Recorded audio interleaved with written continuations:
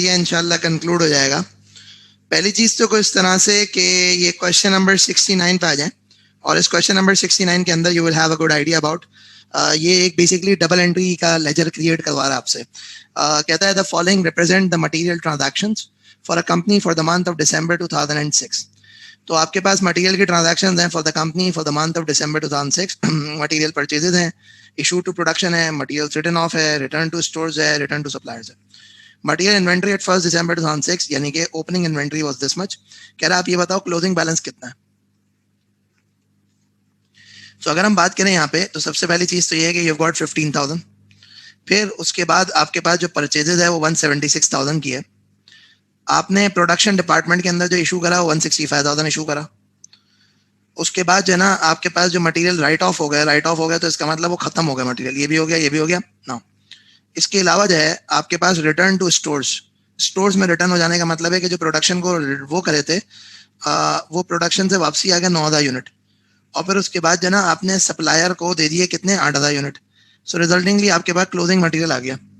तो जरा देखें क्लोजिंग मटेरियल कितना बनता है। हाँ भाई जरा देखें क्लोजिंग मटेरियल कितना बनता है। अगर हम बात करें इस केस के अंदर तो क्लोजिंग मटेरियल कितना बनता है इसको जरा बताएं।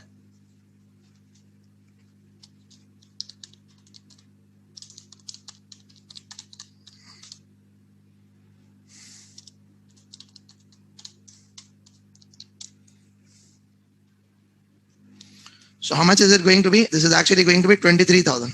क्या होगा? This is actually going to be 23,000. सही है, तो क्लोजिंग मटेरियल आपका कितना हो जाएगा 23,000।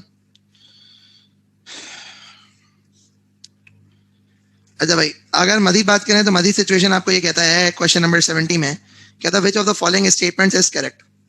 कह रहा है store ledger account will be updated from a good receive note only. Store का ledger account will be updated from the good receive note only. तो क्या गुड्स रिटर्न नोट से नहीं हो सकता? जब प्रोडक्शन डिपार्टमेंट गुड्स वापसी करेगा तो भी तो हो सकता है, सिर्फ गुड रिसीव नोट से थोड़ी होगा। Stores requisition will only detail the type of product required by the customer. No. The term lead time is best used to describe the time between receiving an order and paying for it. No.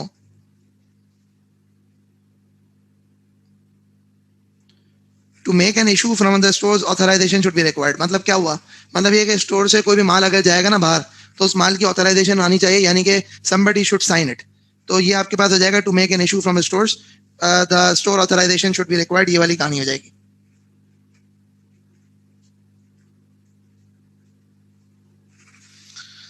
Next situation ये है कि what is the correct description of perpetual inventory. तो perpetual inventory क्या होता है? ये एक inventory का काउंटिंग मेथड होता है जिसके अंदर आप कंटिन्यूअस बेसिस के ऊपर इन्वेंट्री को रिकॉर्ड कर रहे होते हो, यानी कि इन्वेंट्री की हर इन आउट मूवमेंट को साइमल्टेनियसली बुक कर रहे होते हो। तो अब देखते हैं क्या क्या बातें लिखी हुई हैं। बातों के अंदर बात करते हैं तो सबसे पहली चीज तो ये कि इट टेल्स अस कि भाई the counting and valuing of selected items on rotating basis. तो रोटेटिंग बेसिस तो नहीं होता, रेगुलर बेसिस होता है। The recording as they occur of receipts, issues and the resulting balances of items included in inventory. Yes, this is the correct thing कि continuous recording होती रहती है, continuous recording होती रहती है, यानी कि हर receipt पे, हर issuance पे जो आप inventory को measure कर रहे होते हो वो आपका majorly क्या कहलाता है? That is going to be termed as perpetual inventory.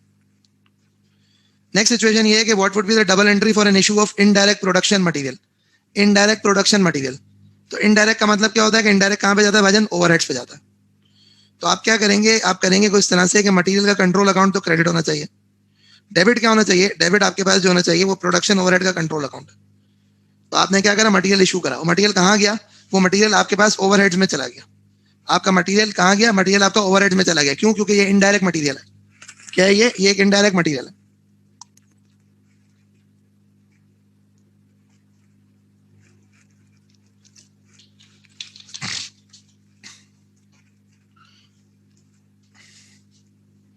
Now अगली बात करते हैं और अब क्वेश्चन नंबर 75 पे आते हैं। अगर हम क्वेश्चन नंबर 75 पे आते हैं तो ये कहता है the following represent transactions on the material account for a company for the month of March 2008। तो ये जो तफसीलात है यहाँ पे वो क्या कह रहा है? कह रहा है कि भाई following represents transactions on material account for a company for the month of March 2008। कहता है how much material was purchase in March 2008। तो आप मटेरियल का कंट्रोल अकाउंट बना लें। आप मटेरियल का कंट्रोल अकाउंट बना लें।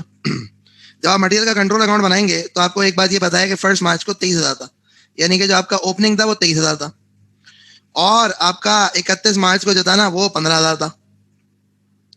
आपने प्रोडक्शन डिपार्टमेंट को जो इशू करे हैं वो 144,000 इशू करे, स्टोर्स को वापसी जो हो गए वो 5,000 हो गए, तो बैलेंसिंग फिगर आपका आ जाएगा which is going to be termed as purchases. मैं रिपीट करता हूँ, बैलेंसिंग फिगर आपका आ जाएगा which is actually going to be purchases.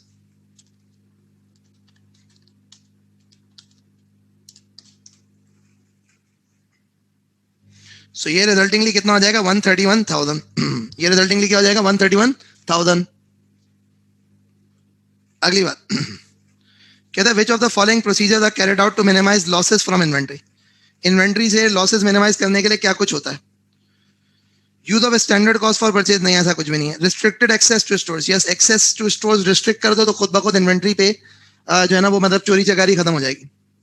Regular stock taking, regular stock taking मतलब क्या होता है रेगुलर बुनियाद पे इन्वेंट्री को काउंट करना ताकि पता लगे कोई गड़बड़ तो नहीं हो गई, कहीं मिस आउट तो नहीं कर गया. तो मतलब ये मिनिमाइज होता है, क्योंकि देखिए ना अगर मिसाल है इन्वेंट्री चोरी करने का लोगों ने कोई तरीका निकाल लिया है और अगर आप रेगुलर बेसिस पे स्टॉक टेकिंग कर रहे हैं तो आपको पता लग जाएगा कि हाँ भाई ये चोरी हो रही है.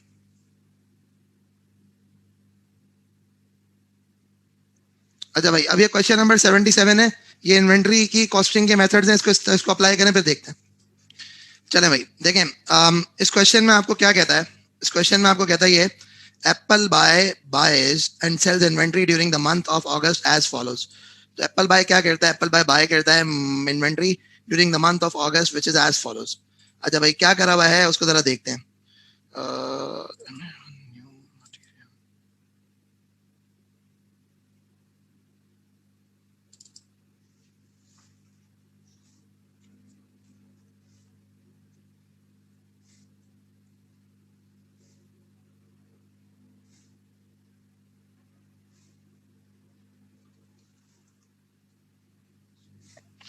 अच्छा भाई